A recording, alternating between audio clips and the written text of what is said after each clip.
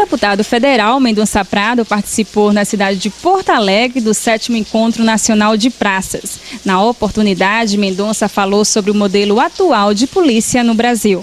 E nós precisamos fazer uma crítica, eu diria até construtiva, porque nós estamos na era do conhecimento, precisando alterar, já se fala em reforma política, já se fala em reforma tributária, já se fala uma série de reformas relacionadas ao Estado brasileiro. Mas ninguém está falando com ênfase sobre a reforma do modelo das polícias do nosso país, o que é fundamental. A mulher na polícia. Porque se as instituições estão abertas para receber mulheres, elas devem estar adaptadas, preparadas, adequadas para receber as mulheres. Eu vejo um caso, inclusive, no meu estado, onde a instituição não está preparada, inclusive, para oferecer às mulheres o colete à prova de bala, que é o colete de segurança, porque todos sabem que o gênero feminino tem uma formatação ou uma formação física diferenciada da do homem. Ela tem seios, ela tem uma postura, uma condição física diferenciada, e por essa razão o instrumento de trabalho dela deve se adequar à realidade física do gênero feminino. E falta na administração pública esse salto adiante, essa modernização, para não tratar mais o homem e a mulher, mas tratar a pessoa de acordo com as suas características. Até outro caso, eu ouvi outro dia, falando até das necessidades fisiológicas de unidades militares que não estão apropriadas para receber os dois gêneros. E muitas vezes a mulher tem que ir ao local que é apropriado para o homem. Então são bobagens que parecem ser, mas que têm uma influência e demonstram um desrespeito muito grande à figura da mulher que está hoje nos quadros da polícia e que nós precisamos, como legisladores, oferecer à sociedade e às instituições policiais normas que protejam e observem que a mulher tem o mesmo direito do homem na instituição policial. Criação de leis nacionais para cumprimento de algumas normas. Exemplo, carga horária. Não é? Esse é um assunto relevante e que nós já desengavetamos assim que chegamos na Comissão de Segurança Pública todos os projetos relacionados a isso. Nós precisamos definir a carga horária da Polícia Militar. Nós precisamos, não é apenas para definir a melhor condição de trabalho para o policial, mas é para dar tranquilidade à sociedade civil. Porque nós não podemos ter um homem trabalhando 48 horas estressado com uma pistola na cintura para cuidar dos nossos filhos, para cuidar das nossas famílias nas ruas, porque nós estamos também correndo risco, porque todo mundo tem o seu limite físico, tem o seu limite psicológico.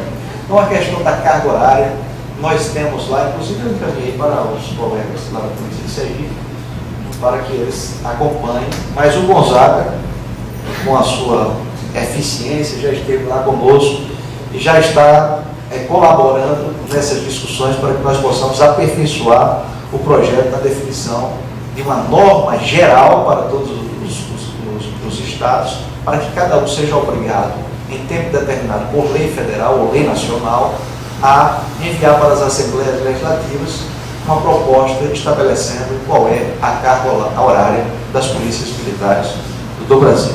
Investimento em capacitação de profissionais e instalações das unidades militares. Eu estou falando aqui, parece utopia, mas eu estou dizendo aquilo que nós estamos formatando na Comissão de Segurança, na oportunidade que o Congresso nos deu de apresentar propostas. E eu vou falar de um tema relacionado às instalações. E na maioria dos estados brasileiros nós temos um país dessemelhante, de regiões desiguais, de estados economicamente diferenciados, com situações econômicas e financeiras díspares, estados com melhores condições do que outros. Você chega em um lugar de uma unidade policial boa, você chega em outro lugar de uma unidade policial razoável, você chega em outro lugar de uma unidade policial péssima. Mas o Brasil é uma república federativa. E quando nós chegarmos lá no final do assunto, que eu considero relevante também, que é o do piso, e eu vou falar sobre o Fundo Nacional, por que não estabelecermos critérios, como já se pensou para a educação, foi o senador Cristóvão Buarque, eu faço alusão até porque essa ideia nos inspirou também, que no militarismo, que precisa ter as mesmas estratégias, que luta contra os mesmos tipos penais de um Código Penal que está em vigor para todo o território nacional, por que não se padroniza como são padronizados os estabelecimentos bancários federais, a Caixa Econômica, o Banco do Brasil? Por que não se padroniza as instalações militares?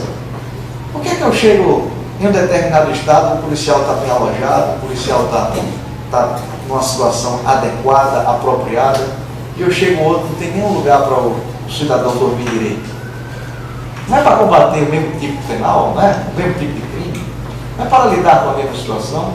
Então nós vamos iniciar uma discussão. Lógico, não é fácil, vamos fazer audiências públicas, vamos tratar de questões orçamentárias, mas há uma ideia de padronização, não é, das instalações das unidades militares no nosso país. A rivalidade entre profissões da área de segurança pública. E um dos itens relacionados à atividade da segurança pública diz respeito à priorização que certos administradores têm dado a determinadas polícias. Em alguns estados a polícia militar, em outros estados as polícias civis. Criou uma espécie de grêmio internacional, para ver quem é mais forte, para ver quem ganha mais, para ver quem tem a maior torcida, para ver quem agrada mais aqueles que assistem ao espetáculo. Então você chega em um determinado lugar, o policial civil ganha 5 vezes mais aquele que está na sua mesma linha, em termos isonômicos, na corporação militar. Ou vice-versa, em alguns estados e raríssimos, acontece a distorção do policial militar ganha mais. Raríssimos estados. Então isso precisa acabar, porque a Constituição fala, sim, em isonomia, mas aí não é uma questão de legislativo, é questão de judiciário, é questão de Ministério Público. Os Ministérios Públicos precisam ser provocados para iniciar esse debate jurídico, esse debate judicial, para iniciar esse debate sobre a interpretação das leis, porque essas diferenças têm causado prejuízo para a sociedade brasileira. E a concorrência é tão grande que chega até aos procedimentos, como, por exemplo, o termo circunstanciado, que a lei não fala que o termo circunstanciado é para ser feito por A ou por B. A lei fala que é a força policial de forma genérica. Então, se a lei ela não expressamente indica, todos devem fazer. Para quê? Para dar maior celeridade ao procedimento.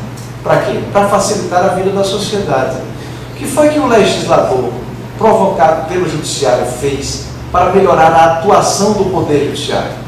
Ele criou o juiz conciliador, para retirar das mãos do juiz natural uma série de atribuições que tornava ele um profissional sobrecarregado em função da sua competência, com inumeráveis atribuições. Então, no caso da polícia, em vez de você facilitar, em vez de você resumir, em vez de você tornar mais racional, você cria uma rivalidade que nenhum nem outro faz bem e a população está pagando o preço. Relator da PEC 300 na Comissão de Constituição e Justiça, Mendonça Prado enfatizou a importância do projeto. Que esse foi o maior golpe político que já deram no próprio Congresso, em relação aos deputados que lutaram, que trabalharam junto com as polícias militares do Brasil. Votamos no primeiro turno, aí depois, ninguém sabe por que, esperaram renovar o Congresso e pararam uma votação, processo legislativo. Eu nunca vi isso na história. Agora o presidente da Casa criou uma comissão para tratar especificamente do processo da PEC 300, ou seja, para como se fosse reiniciar esse debate, reiniciar essa discussão. Eu até pedi, eu nem sei se fui atendido, pedi para ser indicado para participar dessa comissão, para fazer bolo mesmo, porque é o seguinte, não tem o que fazer, tem que votar. Votou em primeiro turno, votar em segundo turno e mandar para o Senado, não é? Não já votou em primeiro turno? Como é que o processo legislativo é de forma imoral suspenso só porque algumas pessoas e alguns governadores, eu diria, incompetentes, porque o que é a PEC 300? Eu vou falar em PEC 300, o senhor sabe que é 446, mas a gente se habitua a falar do PEC 300. O que é a PEC 300? A PEC 300 é uma correção do comportamento do legislador constituinte. Porque o legislador constituinte, o legislador originário, ele, quando fez a Constituição do Brasil, ele criou fundos de transferência para a educação, criou fundos de transferência para a saúde em razão da quantidade de servidores. Quando chegou na segurança, ele deixou a responsabilidade apenas para os Estados-membros. Aí você tem um país federado, como o Brasil, de União, Estados e Municípios, que a União arrecada 64% de tudo que nós pagamos em impostos, taxas e contribuições, e os Estados-membros ficaram com a responsabilidade desse serviço que é caro. E a PEC o que é? É criar um fundo nos moldes da educação e da saúde para o governo federal jogar dinheiro no governo estadual para compartilhar essa responsabilidade.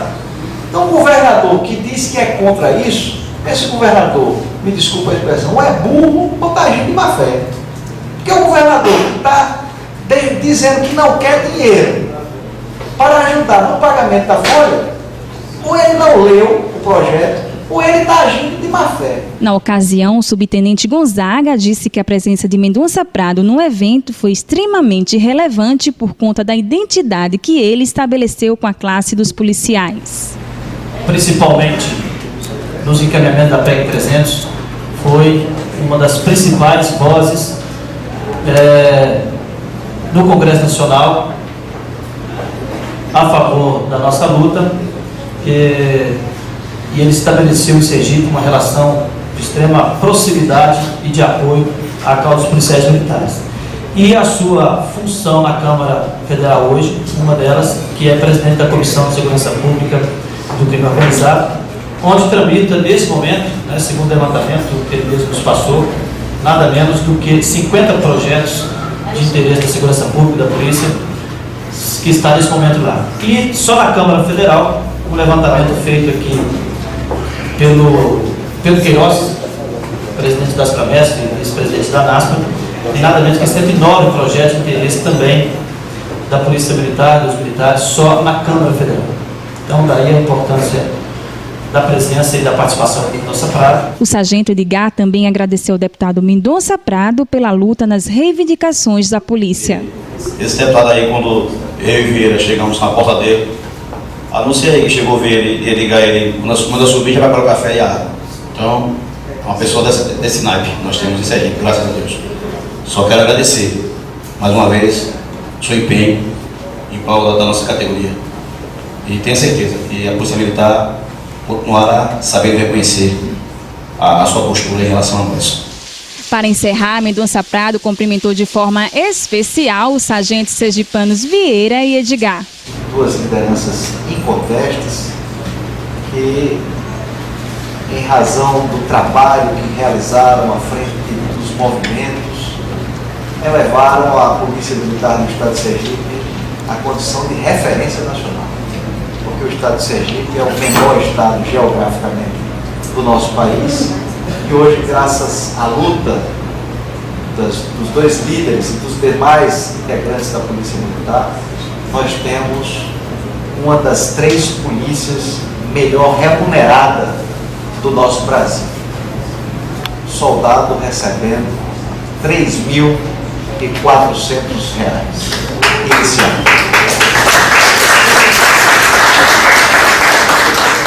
Quando nós falamos a vida inteira em PEC 300 e lutamos para que seja instituído um piso nacional de remuneração, e que eu vejo as autoridades tratarem dessa questão, fazendo referências equivocadas em relação ao tema, eu tenho o prazer de dizer que a referência não está em outro lugar, está no meu estado, e o orgulho por essa conquista é justamente a luta dos bravos trabalhadores de segurança pública aqui hoje, bem representados pelo sargento Vieira e pelo sargento Edgar. E eu aqui, como deputado federal, reeleito para o 3º mandato, digo com toda a gratidão do mundo, também com prestígio, com a força, eu diria, de 90% dos integrantes da Polícia Militar do meu estado de Sergipe.